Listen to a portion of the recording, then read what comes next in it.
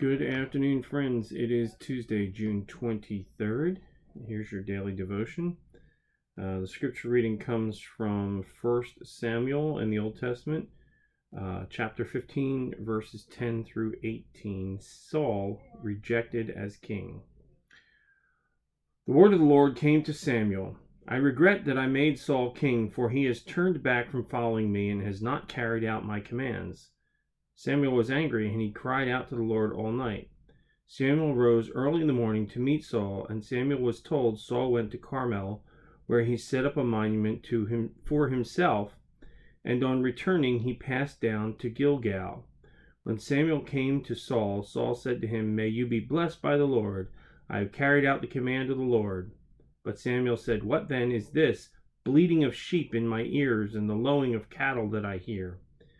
Saul said, "They have brought them from the Amalekites, for the people spared the best of the sheep and the cattle to sacrifice to the Lord your God, but the rest we have utterly destroyed." Then Samuel said to Saul, "Stop. I will tell you what the Lord said to me last night." He replied, "Speak." Samuel said, "Though you are little in your own eyes, are you not the head of the tribes of Israel? The Lord anointed you king over Israel. And the Lord sent you on a mission and said, 'Go, utterly destroy the sinners, the Amalekites, and fight against them until they are consumed.'"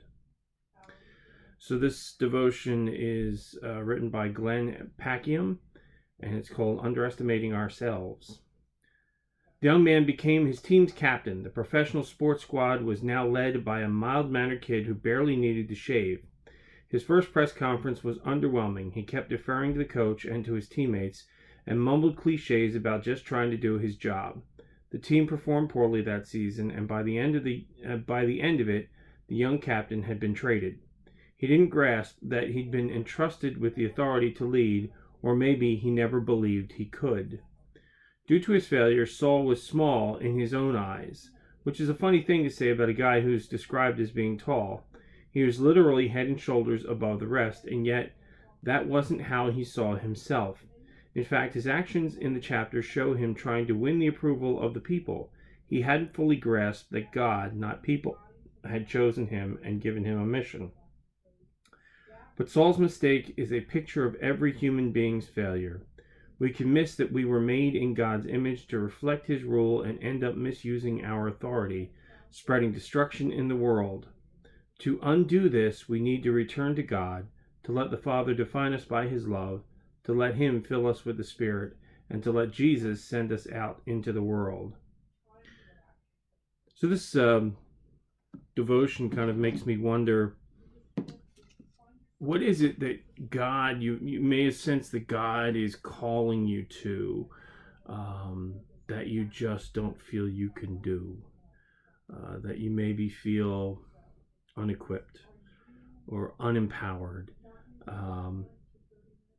I know the first time that I really discerned God calling me into the ministry, I thought, no, you're thinking of someone else, not me. But it's only through God that I've been able to do the job that I've done.